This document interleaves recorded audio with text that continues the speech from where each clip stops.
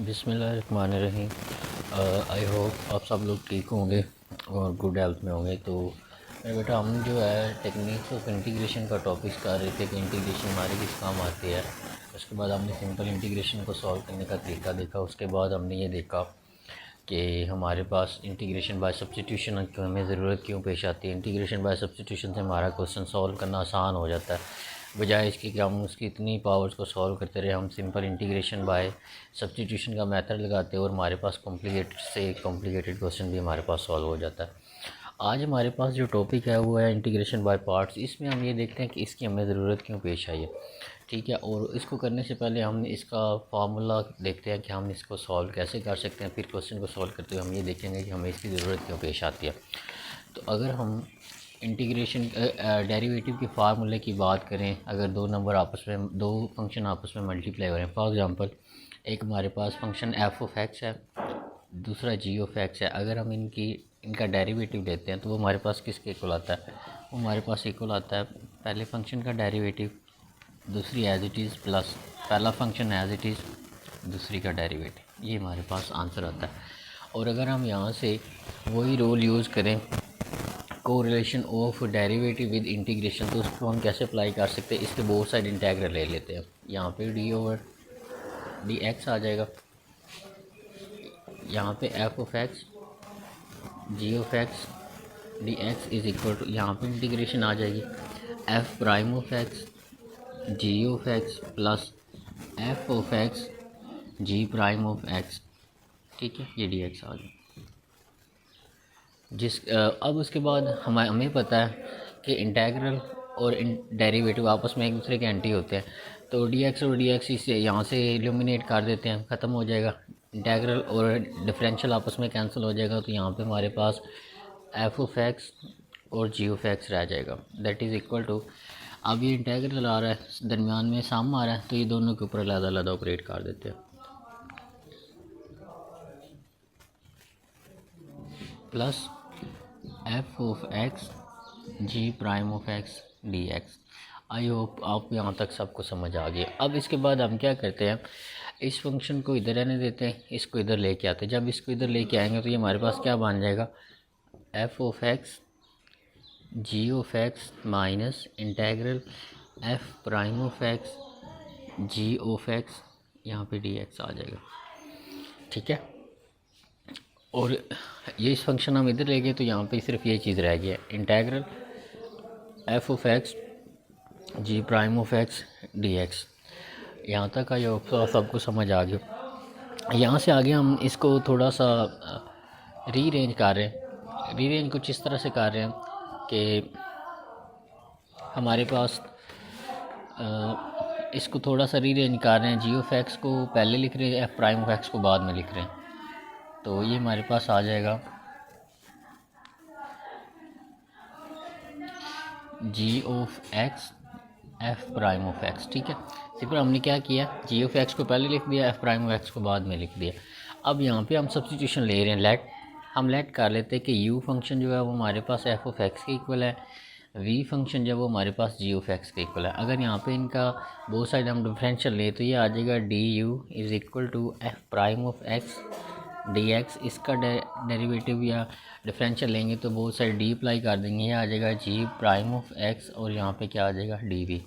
तो हमारे पास फंक्शन की जो ऊपर वाली की फॉर्म है, ये जो हमारे पास, इसको वन का नाम दे दो तो वन हमारे पास क्या बन जाएगा, वन फंक्शन की जो हमारे पास इक्वेशन है वो बनेगी इंटेग्रल, जहाँ पे एफ ऑफ एक्स आ रहा है वहाँ पे यू आ जाएगा, जहाँ पे G prime of X D X, G prime of X D X आ रहा है, सॉरी ये डी एक्स है, डी एक्स आ रहा है वहाँ पे डी वी आ जाएगा, ठीक है। और यहाँ पे हमारे पास एफ ऑफ एक्स की जगह पे क्या आ जाएगा, यू आ जाएगा। जी ऑफ एक्स की जगह पे हमारे पास क्या आ जाएगा, वी। यहाँ पे इंटेग्रल एज इट इज़ आ जाएगा, जहाँ पे जी ऑफ एक्स आ रहा है वहाँ पे वी आ जाएगा, ठीक है। और जहाँ पे F prime of X D X आ रहा है वहाँ पे क्या आ जाएगा, डी यू आ जाएगा। अब जब हम फंक्शन का जो हमें दिया होगा, जिसको हमने इंटीग्रेशन बाय पार्ट्स करना होगा, उसके लिए हम उस फंक्शन का इंटेग्रल देखेंगे, ये पूरी चीज़। उसके अंदर u हमारे पास एक फंक्शन पड़ा होगा और एक डी वी होगा। u फंक्शन को हम निकाल लेंगे, बाकी पूरा हमारा v फंक्शन पड़ा होगा। फॉर एग्ज़ाम्पल u हम इसमें वो सिलेक्ट किया करेंगे जिसका डेरिवेटिव लेना हमें आसान होगा। मतलब एक फ़ंक्शन दिया होगा, अभी हम करते हैं क्वेश्चन, उसमें हम u उस चीज़ को कंसीडर करेंगे, उस फंक्शन को कंसीडर करेंगे जिसका डेरिवेटिव लेना आसान होगा, उसको हम सेपरेट कर लेंगे और जो बाकी पूरी चीज़ बनेगी हमारी वो हमारे पास v बनेगी। और उसका आंसर किस तरह आएगा, या u आ जाएगा डॉट v आ जाएगा माइनस इसका इंटीग्रल ले लेंगे v और इंटू डी यू, इसके साथ इसको सॉल्व कर लेंगे। ये इसकी मतलब इंटरप्रिटेशन थी फ्रॉम डेरिवेटिव टू हमारे पास जो इंटीग्रेशन बाय पार्ट्स है उसका फार्मूला कैसे आता है। अब हम इसका एक क्वेश्चन देखते हैं ताकि हमें अच्छे तरीके से समझ आ जाए, इसको अप्लाई करने की कोशिश करते हैं। इस क्वेश्चन को आपने याद रखना, मैं इसको ऊपर रीराइट भी लिख लेता हूँ।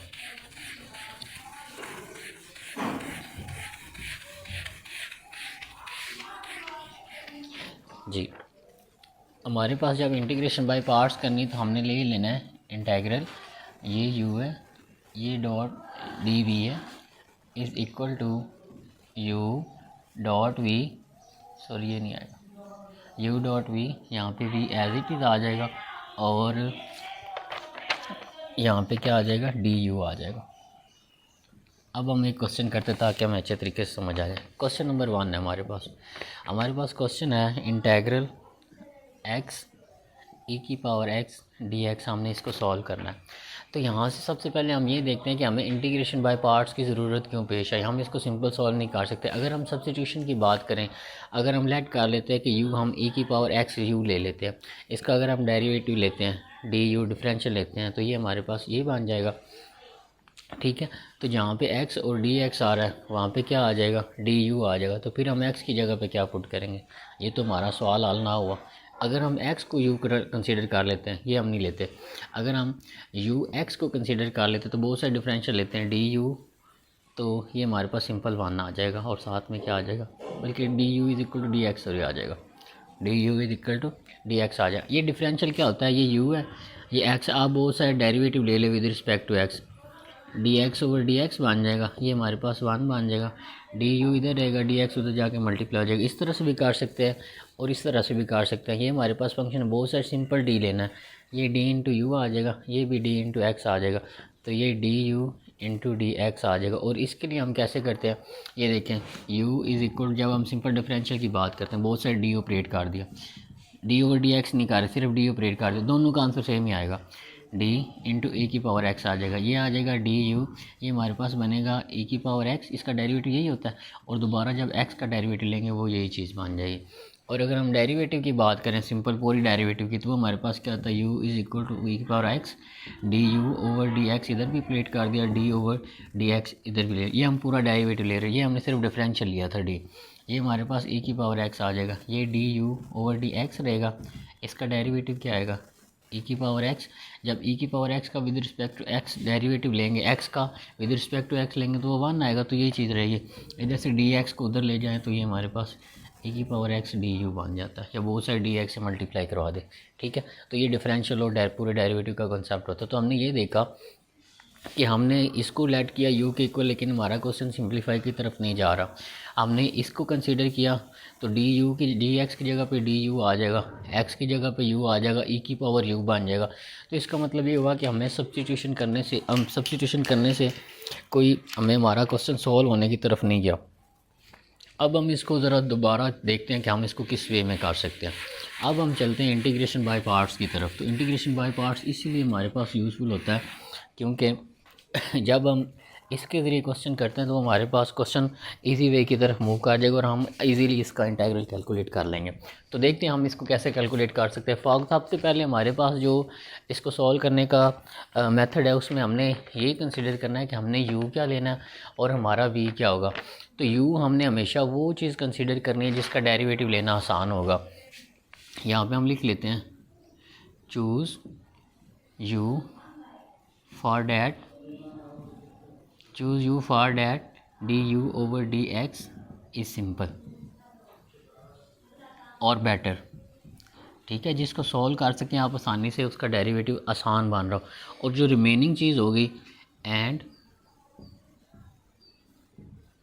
रिमेनिंग विल बी वी, बाकी सारा हमारा वी बन जाएगा। तो सबसे पहले हम लेट करते हैं, यहाँ पे हम लेट कर लेते हैं, लेट करते हैं। अब यहाँ से आप आसानी से देखें कि कौन सा, ये फंक्शन हमारे पास पड़ा हुआ है, एक ये फंक्शन पड़ा हुआ है, दो फंक्शन पड़े एक्स और ई की पावर एक्स, दो फंक्शन पड़े। इसमें सबसे पहले आप ये देखें, आपने अपने माइंड से सोचना है कि इसमें से किसका डेरिवेटिव लेना आसान है। तो अगर हम एक्स का डेरिवेटिव लें तो वो 1 आता है, इसका डेरिवेटिव लें तो ई की पावर एक्स वही चीज़ रहेगी। तो इसका मतलब ये हुआ कि हम यू को जो है वो अपना एक्स फंक्शन कंसिडर कर लेते हैं, ठीक है। अब जो बाकी बचेगा हमारे पास वो हमारा पूरा वी बन जाएगा, ई की पावर एक्स डी एक्स। अगर किसी को यहाँ तक समझ नहीं आई तो इस बात को दोबारा इंश्योर कर ले, हम u उस फंक्शन को कंसीडर करेंगे जिसका डेरिवेटिव लेना आसान होगा। अगर हम यहाँ पे x का डेरिवेटिव लेंगे तो 1 बनेगा, x का डेरिवेटिव 1 बनेगा, इसलिए हम इसको u कंसीडर कर लेते हैं। e की पावर x का डेरिवेटिव लेंगे तो e की पावर x ही रहेगा। तो इन दोनों में से सिंपल किसका डेरिवेटिव बन रहा है, इसका। तो इसलिए हमने इसको u कंसीडर किया। u कंसीडर करने के बाद जो बाकी पूरा फंक्शन बनेगा उसको आपने v कंसीडर कर लेना, ठीक है। तो इसको मज़ीद हम सॉल्व करते हैं। इसका भी वो इसका डिफरेंशियल लें, ये आ जाएगा D you is equal to D X, clear. और इसको सॉल्व करते हैं। ये हमें क्या कह रहा है, वी किसके इक्वल है, इंटेग्रल ई की पावर एक्स डी एक्स। तो ई की पावर एक्स का इंटेग्रल क्या होता है, ई की पावर एक्स ही होता है, ठीक है। अब इन दोनों को हमने सॉल्व कर लिया। इस फंक्शन को दोबारा लिखते हैं, बल्कि वो वाले फंक्शन को, D U dot D V. और ये वाली हमारी चीज़ किसके इक्वल है, इसके इक्वल है। इसका आंसर हमारे पास क्या आता है, इसका आंसर आता है U dot V minus V D into U. तो अब हम यहाँ पे ये देखते हैं, यू हमारे पास किसके इक्वल था, एक्स के इक्वल था। वी हमारे पास किसके इक्वल आया, ई की पावर एक्स के इक्वल आया। यहाँ पे लगाएंगे माइनस, वी हमारे पास किसके इक्वल आया, वी की पावर ई की पावर एक्स के, और साथ में डी यू की जगह पे क्या लिखेंगे, D you is equal to D X. ये इसको मज़ीद सॉल्व करते हैं। ये आ जाएगा एक्स ई की पावर एक्स माइनस इंटेग्रल ई की पावर एक्स डी एक्स। ये हमारे पास बन जाएगा एक्स ई की पावर एक्स माइनस ई की पावर एक्स का इंटेग्रल क्या होता है, यही चीज़ होती है। तो ई की पावर एक्स, जब पूरी क्वेश्चन में से साइन ऑफ इंटीग्रेशन ख़त्म हो जाएगा तो यहाँ पे हम कांस्टेंट सी दे देंगे और ये इसका आंसर आएगा। और ये किसका आंसर आया, इस फंक्शन का आंसर आया, एक्स ई की power x into D X. ये हमारे पास इसका आंसर बना, ठीक है। आई होप सो कि आप सबको समझ आ गई हो। अब हम एक और एग्जांपल करते हैं ताकि हमें मज़ीद चीज़ें क्लियर हो जाएं। जी ये देखते हैं,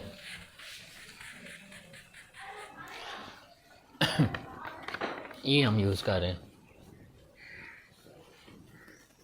इसको बॉक्स में राउंड कर लें। अच्छा जी, नेक्स्ट क्वेश्चन हमारे पास क्वेश्चन 2 की फॉर्म में है। इसमें हमारे पास दिया हुआ है एक्स का cube L N X D X integral. हमने इसका इंटेग्रल एवेल्यूएट करना है, ठीक है। तो अगर हम इसका इंटेग्रल एवेल्यूएट करें बाय इंटीग्रेशन बाय पार्ट्स, तो हमें अब यहाँ पे ये कंसीडर करना है कि कौन सा फंक्शन हम u ले सकते हैं और कौन सा फंक्शन हम v ले सकते हैं। तो u फंक्शन हमने वो मेरा बेटा कंसीडर करना है जिसका डेरिवेटिव लेना आसान हो। एक ये फंक्शन है, दूसरा फंक्शन ये है। इन दोनों में से किसका डेरिवेटिव लेना आसान है, इसका डेरिवेटिव बनेगा 3x2, इसका डेरिवेटिव बनेगा 1/x। तो हमें ये पता चला कि जो ln x है उसका डेरिवेटिव लेना आसान है, तो हम इसको u कंसीडर कर लेते हैं। ln x को हमने u कंसीडर कर लिया। अब बाकी जो रिमेनिंग हमारे पास पोर्शन बचेगा वो हमारा क्या है, v है।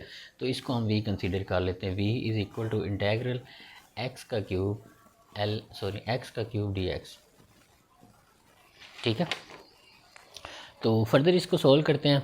जो पहला फंक्शन u वाला है इसको विद रिस्पेक्ट टू इसका डिफरेंशियल ले लेते हैं। ये बनेगा D you is equal to 1/x और ये क्या आ जाएगा, डी एक्स आ जाएगा, ठीक है। या बहुत सारे आप डी ओवर डी एक्स लेंगे फिर भी यही नोटेशन हमारे पास बनेगी।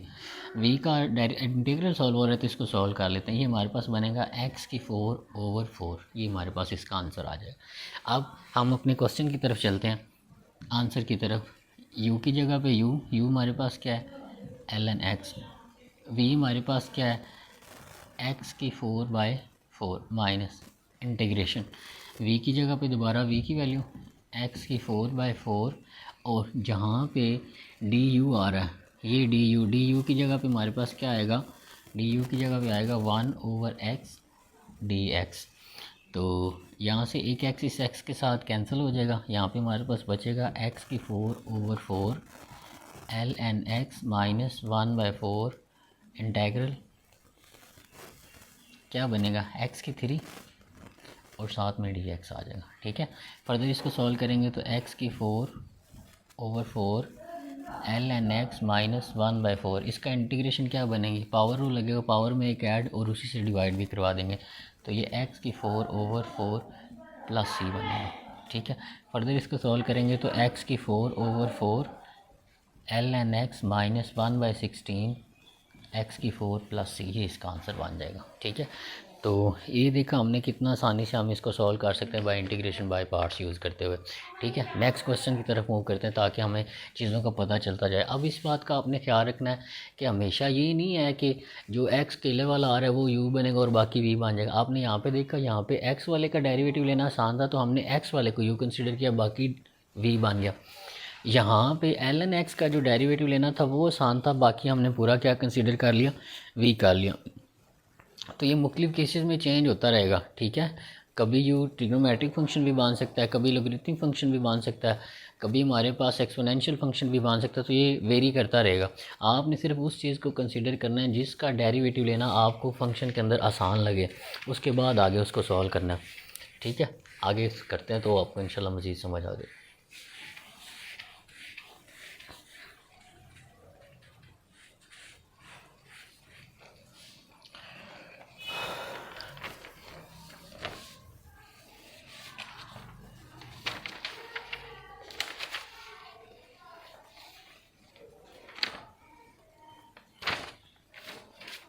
जी, नेक्स्ट हमारे पास क्वेश्चन है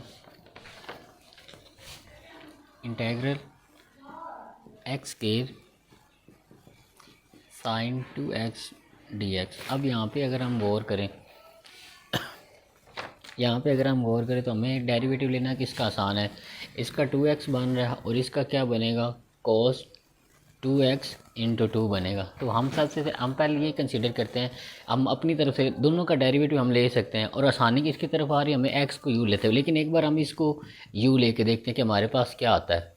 हम लेट कर लेते हैं कि u हमारे पास साइन 2x dx है और v हमारे पास क्या बन जाएगा, इसको निकाल के बाकी पूरा v होता है हमारे पास, ये बन जाएगा x dx। इसका इंटेग्रल डिफरेंशियल लेते हैं तो साइन का डेरिवेटिव क्या होता है, cos, ये 2x आ जाएगा। तब दोबारा एंगल का डेरिवेटिव लेंगे तो वो 2 आएगा और यहाँ पे dx आ जाएगा।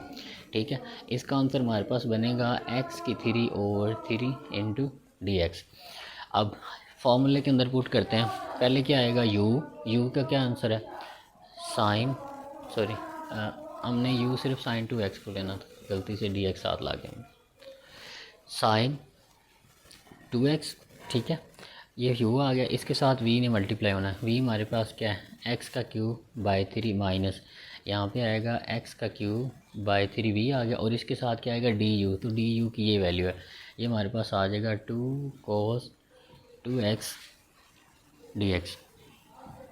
ठीक है, हम इसको सॉल्व करेंगे तो ये बनेगा x³/3 साइन 2x - 1/3 2/3 बाई ले लेते, 2 और 3 बाहर आ जाएगा, integral x³ cos 2x dx।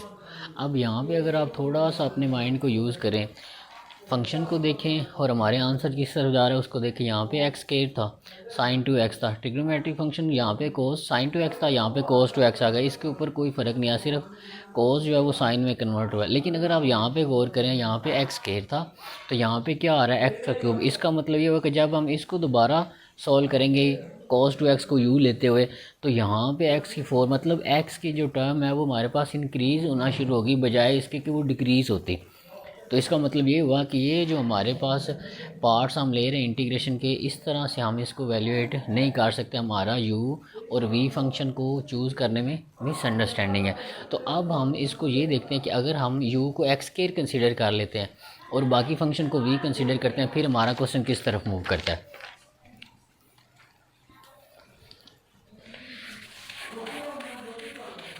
जी, अगर हम ये देखते हैं कि u फंक्शन हम x² कंसीडर कर लेते हैं। ठीक है, डेरिवेटिव दोनों का लेना आसान था, लेकिन ये x² का डेरिवेटिव उससे भी ज़्यादा है, साइन वाले से भी, क्योंकि इसका दोबारा डेरिवेटिव लेंगे तो x की वैल्यू हमेशा कम होती जाएगी, लेकिन साइन जो है उसने कन्वर्ट होते जाना है, उसने ख़त्म नहीं होना कभी भी। ठीक है, तो साइन कोस में कोसाइन में अगर इसी तरह चेन में चलते जाएँ तो ये हमारे पास इसको जब इसको u को हमने एक्स स्क्वायर कंसीडर कर लिया, बाकी सारा हमारा क्या बन जाता है, v फंक्शन बन जाता है। तो ये बन जाएगा साइन 2x dx। इसका डिफरेंशियल लेंगे तो ये बनेगा du is equal to 2x dx हमारे पास बन जाएगा। ठीक है, इसका इंटेग्रल लेना है, इंटेग्रल ले लेते हैं। साइन का इंटेग्रल क्या होता है, कोस 2x होता है माइनस कोस 2x, और जब एंगल का दोबारा डेरिवेटिव लेंगे वो 2 आएगा और वो नीचे आके डिवाइड हो जाएगा। इंटीग्रेशन में ऐसे होता है। ठीक है, अब हम इसको फॉर्मूले के अंदर पुट करते हैं। इसका आंसर क्या आएगा, u आ गया। इसके साथ क्या आना है, v की हमारे पास क्या आंसर आई है, minus cos 2x/2 minus integral v की क्या वैल्यू है, माइनस कोस 2x/2 और इसके साथ क्या आना है, du की क्या वैल्यू है हमारे पास, du is equal to 2x dx, 2x into dx। ठीक है, तो अगर आप यहाँ से थोड़ा सा गौर करें, ये हमारे पास बन जाए minus x²/2 cos 2x, minus बाहर आएगी तो ये प्लस आ जाएगा। ये 2 इस 2 के साथ कैंसिल हो सकता है, तो बाकी हमारे पास क्या रह जाएगा, माइनस माइनस प्लस आ जाएगा। यहाँ पे x cos 2x ये हमारे पास, और साथ में क्या रह जाएगा, dx ये हमारे पास रह जाएगा। ठीक है, अब फर्दर अगर आप देखें तो ये हमारे पास पहले एक्स स्क्वायर की फॉर्म में था, साइन था, तो यहाँ पे कोस आ गया, एक पावर कम आ गया। अब इसको दोबारा लेट करते हैं, इस फंक्शन की दोबारा इंटीग्रेशन करते हैं, इस पूरे को उठाते हैं, इसकी दोबारा इंटीग्रेशन करते हैं, ताकि हम इसको सेपरेट ले रहा हूँ।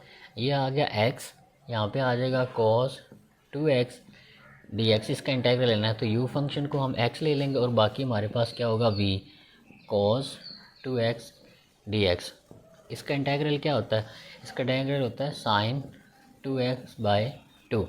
ये v हमारे पास बन जाएगा। इसका डिफरेंशियल ले लेंगे, du is equal to dx आ जाएगा। फॉर्मूला दोबारा लगाएंगे, पहले u आ जाएगा, उसके साथ क्या आएगा, v साइन 2x/2। ठीक है, यहाँ पे आ जाएगी माइनस, v के आंसर दोबारा लिखेंगे साइन 2x/2 और साथ में क्या आएगा, du की जगह पे क्या आ जाएगा, dx। हमने सिंपली क्या किया है, इस क्वेश्चन के लिए इंटीग्रेशन बाय पार्ट्स दोबारा लगाई है।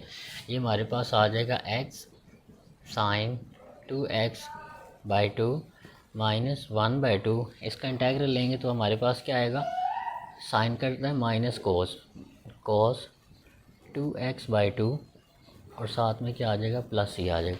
फर्दर इसको सॉल्व करेंगे तो ये बनेगा x साइन 2x/2 माइनस 1/4, ये माइनस माइनस के साथ प्लस हो जाएगी, plus 1/4 cos 2x plus c। अब हमारे पास क्वेश्चन क्या था, इसको हम वैल्यूएट कर रहे थे, तो इसका आंसर हमारे पास क्या बनेगा, minus x²/2 cos 2x plus, इसकी जगह पे हमने इसका आंसर लिखना है, तो इसका आंसर हमने ये यहाँ पे निकाला है। इसका आंसर क्या है हमारे पास, x/2। ठीक है, x/2 sine 2x plus 1/4 cos 2x plus c, और ये हमारे पास पूरा किसकी इंटीग्रेशन आई है, integration of x² sine 2x into dx। इसका आंसर हमारे पास आया जी minus x² cos 2x plus x sine 2x by plus cos 2x/4 plus ये हमारे पास इसका आंसर है। ठीक है, आई होप सो कि आप सबको समझ आ गई होगी कि हमारे पास किस तरह से हमने u को कंसीडर करना है और बाकी फंक्शन v बनाना है, ताकि हमारे पास क्वेश्चन इजीली सॉल्व होता जाए। और अगर आप उसकी सब्स्टिट्यूशन को ठीक नहीं लेते तो हमारे पास क्वेश्चन क्या हो जाता है, रॉन्ग हो जाता है। ठीक है, अब हम आगे चलते हैं।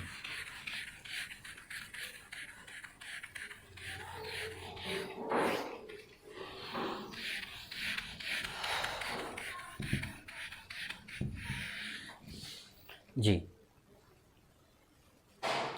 आगे हमारे पास क्वेश्चन है e⁻x sign 2x dx।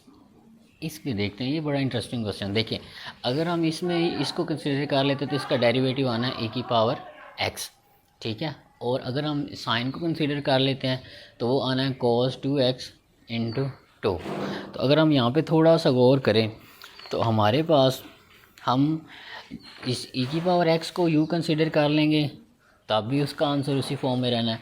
Sign की फॉर्म में लेंगे तब भी उसका आंसर वही रहना है, मतलब ये एक दूसरे में कन्वर्ट होते रहेंगे। ई की पावर ये एक्स ई में ही रहेगा, साइन कोस में कन्वर्ट हो जाएगा, फिर कोस साइन में हो जाएगा, इस तरह ये चेंज चलती रहेगी।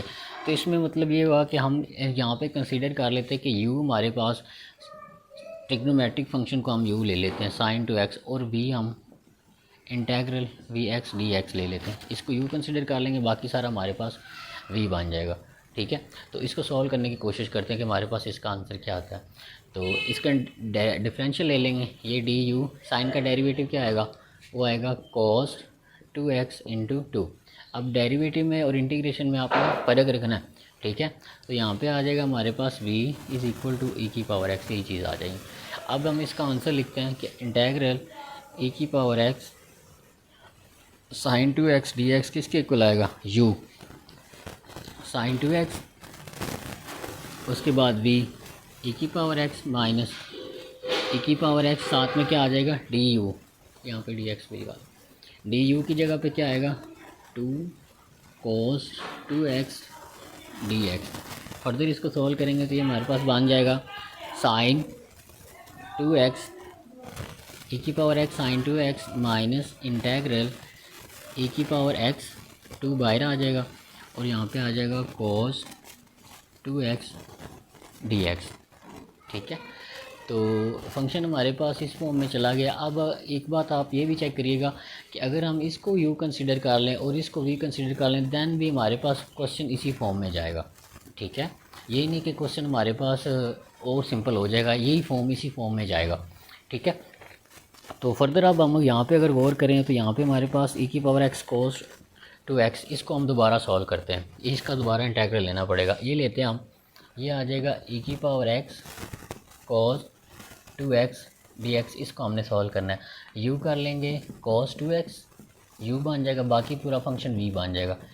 ई की पावर x dx, इसका इंटेग्रल लेंगे तो ई की पावर x ही रहेगा, और इसको हम सॉल्व करेंगे, डिफरेंशियल लेंगे बोथ साइड, तो वो आ जाएगा D you is equal to cos का डेरिवेटिव क्या होता है माइनस साइन 2x इंटू 2, और साथ में क्या आ जाएगा dx। फॉर्मूला में पुट करेंगे u, पहले u आ जाएगा cos 2x, उसके बाद क्या आ जाएगा v, u into V E की पावर x माइनस v ई की पावर x, और साथ में क्या आ जाएगा du हमारे पास ये है -2 साइन 2x dx। फर्दर इसको सॉल्व करेंगे तो ये हमारे पास बनेगा cos 2x ई की पावर x, ये माइनस बाहर आ जाएगा, प्लस भी बाहर आ जाएगा, तो माइनस माइनस प्लस आ जाएगा, 2 बाहर आ जाएगा, तो ये हमारे पास बनेगा ई की power x sine 2x dx। अब इसका मतलब ये हुआ, जब भी हम इस फंक्शन को आगे आगे सॉल्व करते जाएंगे ये इसी फॉर्म को अपनी को रिपीट करता जाएगा। तो हम इसको क्या करते हैं, अभी आपको समझ आती है। ये हमारे पास इसको हमने सॉल्व किया, उसका आंसर हमारे पास ये है, इसको इसकी जगह पे पुट करते हैं इसके आंसर को। ये हमारे पास आ जाएगा ई की पावर x साइन 2x, और ये -2 वैसे रहने दिया, इस पूरे इंटेग्रल की जगह पे इसका आंसर पुट कर दिया वो वाला ई की पावर x ई की power x cos 2x plus 2 integral ई की power x sine 2x dx। हमने सिंपली क्या किया है, इंटेग्रल ई की पावर x cos 2x को हमने सॉल्व किया तो उसका आंसर ये बना, इसको उठा के सिंपली यहाँ पे पुट किया। ठीक है, जब हम -2 को अंदर मल्टीप्लाई करेंगे तो ये -2 हो जाएगा, और ये -2 जब इधर जाएगा तो माइनस का 4 बन जाएगा। ठीक है, ये -2 अंदर इन सभी के साथ मल्टीप्लाई हो जाएगा, ये -2 आ गया। अब यहाँ पे हमारे पास पड़ा हुआ है ई की पावर x साइन 2x, ये ई की पावर x साइन 2x है, ये भी ई की पावर x साइन 2x है, तो ये दोनों सेम है। हम इसको क्या करते हैं, बोथ साइड हम कर देते हैं, इधर कर देते हैं +4 ई की पावर x साइन 2x, इधर भी कर देते हैं और इधर भी कर देते हैं, तो ये हमारे पास बन जाएगा ई की power x sine 2x plus integral 4 ई की power x sine 2x dx that is equal to ई की power x sine 2x minus 2 ई की power x cos 2x।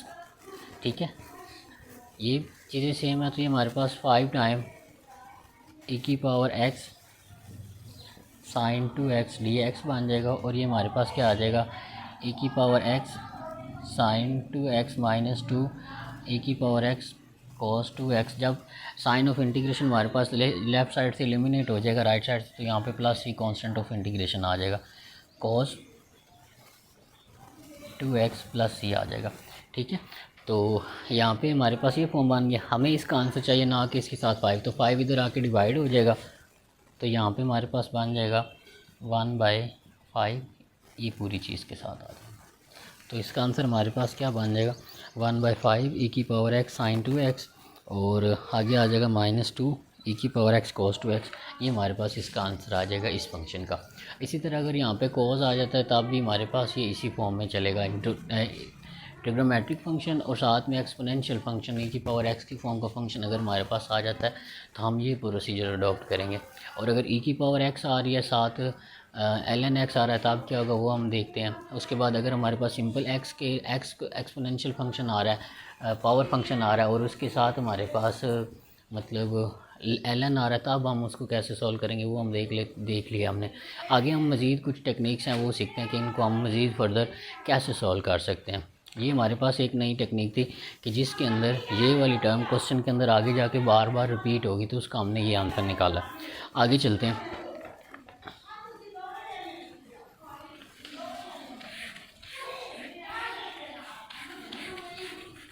Next question को हम देखते हैं कि हमारे पास उसमें क्या टेक्निक्स यूज़ हो रही हैं या हम उसको कैसे सॉल्व कर सकते हैं।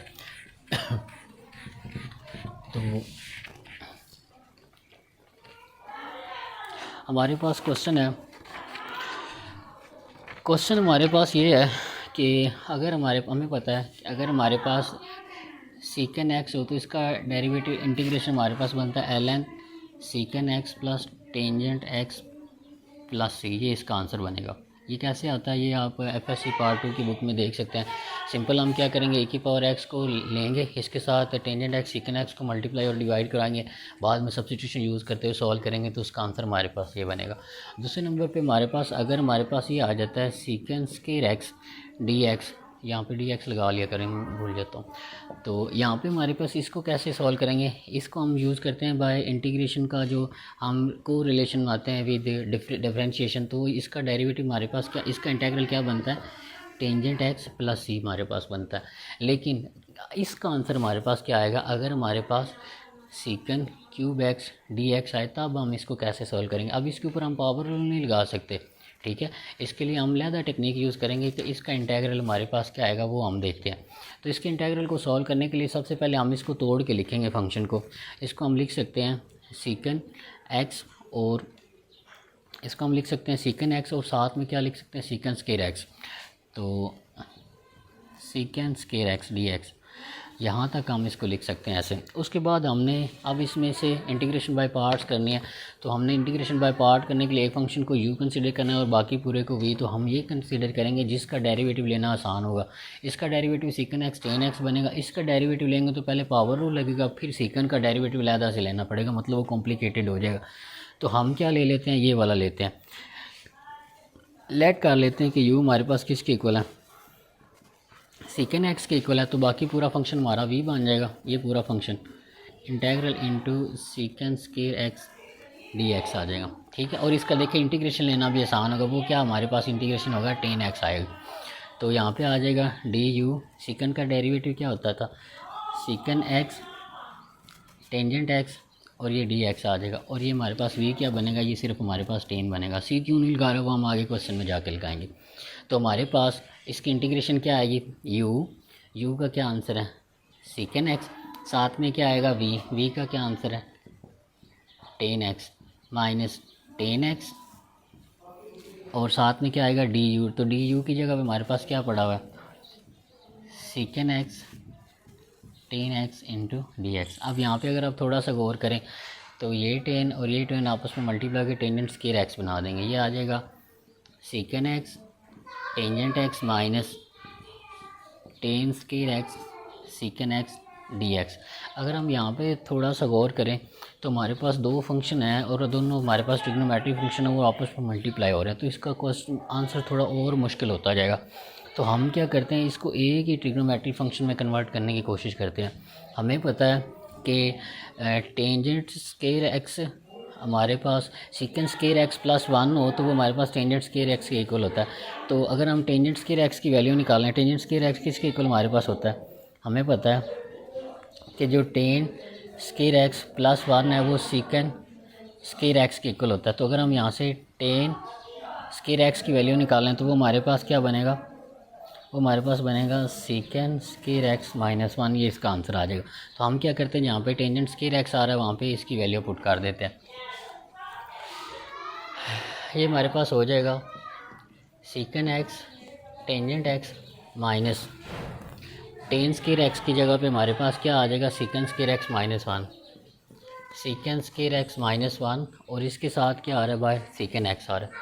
ये सीकेंड एक्स आ रहा है और साथ में क्या आ रहा है, डी एक्स आ रहा है। मल्टीप्लाई करवा देते हैं, ये आ जाएगा सीकेंड x tangent X minus सीकेंड cube x minus सीकेंड x, और इसके साथ क्या आ जाएगा, डी एक्स आ जाएगा।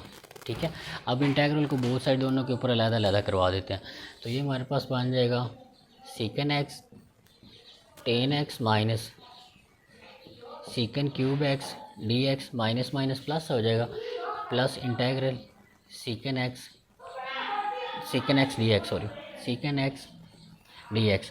अब यहाँ पे अगर आप गौर करें तो हमारे पास लेफ़्ट साइड पे कौन सा फंक्शन आ रहा है, बेसिकली वो हमारे पास सीकेंड क्यूब एक्स आ रहा है। यहाँ पे आ रहा है secant cube X D X, यहाँ पे क्या आ रहा है, secant cube X D X. तो ये भी हमारे पास secant cube X D X आ रहा है। तो बहुत साइड हम सीकेंड क्यूब एक्स प्लस करवा देते इधर भी और इधर भी। जब इधर सीकेंड क्यूब एक्स आएगा इधर भी सीकेंड क्यूब एक्स आएगा, तो ये 2 टाइम्स सीकेंड क्यूब एक्स आ जाएगा डी एक्स, और यहाँ पे क्या आ जाएगा सीकेंड x tangent X plus सीकेंड x D x की इंटीग्रेशन हमारे पास क्या है, वो हमारे पास ये पड़ी हुई है। उसका इंटीग्रेशन होता है l N secant x plus tangent x, और इसके साथ क्या आ जाएगा, प्लस सी। ये हमारे पास आंसर आ जाएगा। लेकिन हमें इसका आंसर नहीं चाहिए, हमें किसका आंसर चाहिए, सिर्फ सीकेंड क्यूब एक्स का आंसर चाहिए, इंटीग्रेशन का चाहिए, सीकेंड क्यूब एक्स का चाहिए। तो यहाँ पे 2 इधर मल्टीप्लाई और इधर आके डिवाइड हो जाएगा, तो यहाँ पे आ जाएगा 1/2, और यहाँ पे भी क्या आ जाएगा प्लस 1/2। तो इसका आंसर सीकेंड क्यूब एक्स का इंटीग्रेशन हमारे पास क्या बनेगा, 1/2 secant X tan X plus 1/2 L N secant X tan X plus C. ये हमारे पास इसका आंसर आया कि अगर हमारे पास सीकेंड क्यूब एक्स हो। अच्छा, यहाँ तक इसका आंसर आ गया। अगर सीकेंड 4x आ जाए तब हम इसको क्या करेंगे, अगर हम सीकेंड 5x आ जाता है तब हम इसको क्या कंसीडर करेंगे। तो सीकेंड 4x के लिए भी हम सिंपल यही करेंगे कि सीकेंड x को लैदा कर देंगे, सीकेंड क्यूब x को लैदा कर देंगे, उसके बाद उसको आगे सॉल्व करेंगे। और अगर हमारे पास सीकेंड 5x आ रहा है, अब हम इसको कैसे सॉल्व करेंगे वो हम देखते हैं। फॉर एग्ज़ाम्पल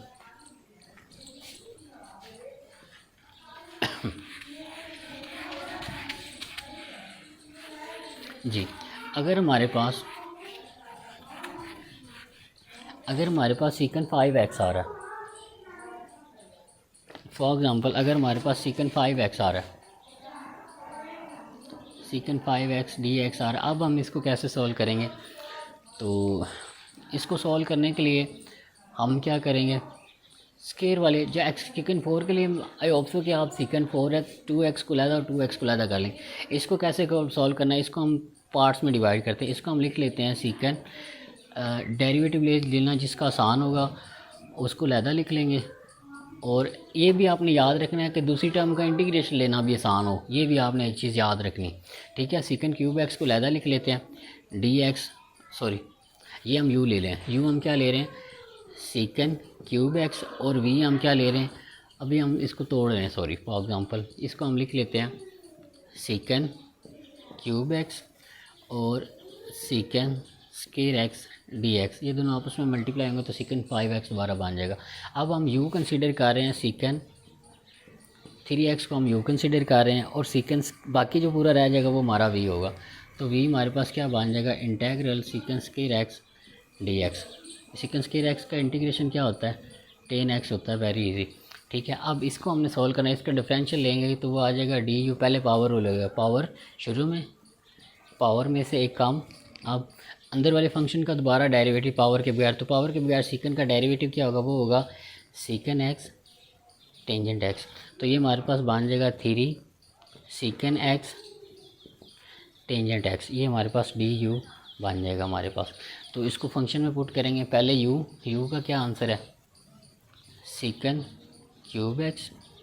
वी का क्या आंसर हमारे पास आया है, टेंजेंट एक्स। वी टेंजेंट एक्स आ गया, ठीक है। उसके बाद माइनस वी का क्या आंसर है जी, टेंजेंट एक्स। ये टेंजेंट एक्स दोबारा आ गया। इसके साथ क्या मल्टीप्लाई होगा, डी यू। तो डी यू क्या है हमारे पास, ये चीज़ है 3 सीकन 3x tangent x D X.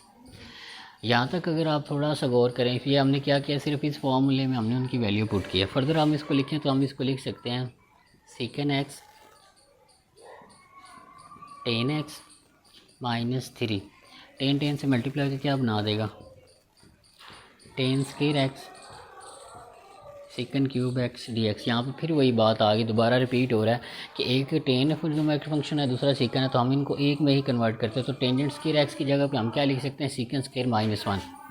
ये आ जाएगा secant square X tangent X -3।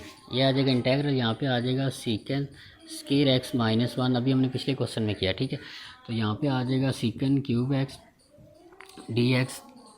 ये पूरा इसके साथ मल्टीप्लाई होगा तो ये हमारे पास बन जाएगा secant square X tangent X -3 integral.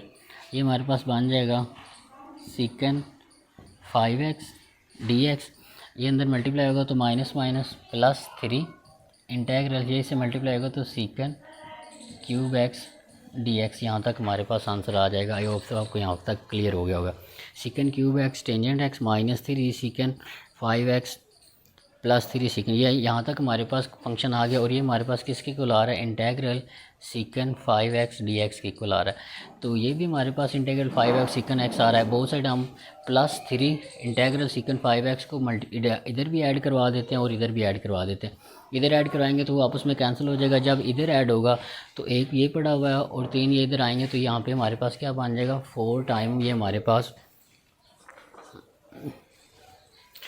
पास कितने टाइम बन जाएगा, 4 टाइम हमारे पास सीकन 5x डी एक्स आ जाएगा जब इसको इधर लेके आएंगे, ठीक है। मतलब दोनों तरफ हम प्लस ये टर्म करवाएंगे, -3 इंटेग्रल सीकन 5x डी एक्स को बोथ साइड हम ऐड कराएंगे तो ये 4 बन जाएगा, इसके साथ ऐड हो गए।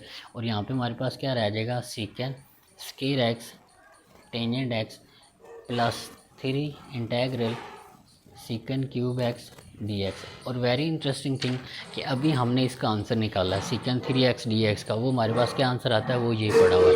तो हम इसको जगह पे इसका आंसर पुट करते हैं। अभी 1 मिनट पहले यहाँ पे 4 इधर मल्टीप्लाई हो रहा है, इधर आके डिवाइड हो जाएगा। तो ये हमारे पास बन जाएगा 1/4 और यहाँ पे भी क्या आ जाएगा, 3/4।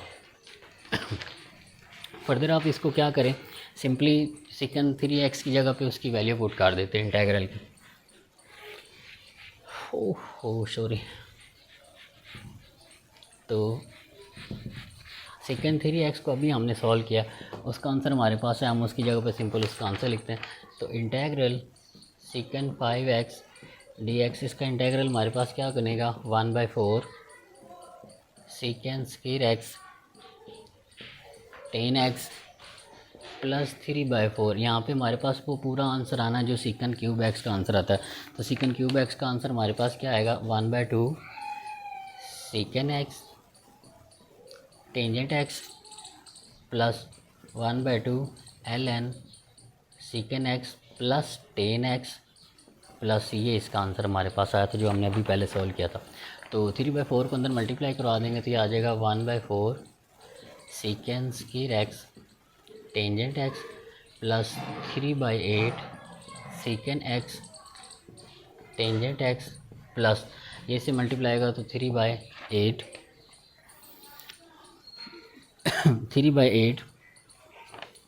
ln secant X plus tangent 10x और प्लस सी हमारे पास ये कांस्टेंट ऑफ इंटीग्रेशन आ जाएगा। अब यहाँ पे कांस्टेंट को 4 से मल्टीप्लाई करवा दें, 3 से मल्टीप्लाई करें तो उसने कांस्टेंट ही रहना, इसलिए हम इसको सिंपल सी ही लिख लें। कुछ लोग इसको मतलब जब ये 4 से मल्टीप्लाई होगा इसको C1 लिख देते हैं, जब ये दोबारा किसी नंबर से मल्टीप्लाई होगा फिर इसको C2 लिख देते हैं। तो ये कांस्टेंट है तो इसने कांस्टेंट ही रहना, तो हम इसको C रहने देते हैं। तो हमारे पास जो सीकन 5x की जो इंटीग्रेशन है वो हमारे पास ये उसका आंसर आएगा, ये सारा। ठीक है। तो ये चीज़ें आपने अब अंडरस्टैंडिंग करनी है कि हमारे पास पावर ज़्यादा आ रही है तो हम उसको स्प्लिट करेंगे और उसके बाद उसको हम सॉल्व करेंगे। तो अभी तक हमारे पास ये इन क्वेश्चन को आप सॉल्व करें, इंशाल्लाह इसके अकॉर्डिंग अगर हमारे पास कोई दूसरी टेक्निक्स आती हैं तो हम उनको भी सॉल्व करेंगे और हम अपने जो है इस सेशन को आहिस्ता आहिस्ता लेके चलते जाएंगे और इंटीग्रेशन की डिफरेंट टेक्निक्स के साथ इसके क्वेश्चन सॉल्व करते जाएंगे। तो इनके रिलेटेड आपकी बुक में क्वेश्चन दिए हैं वो आपको बता दिया जाएगा, उनको आपने सॉल्व करना है इसके अकॉर्डिंग। Thank you.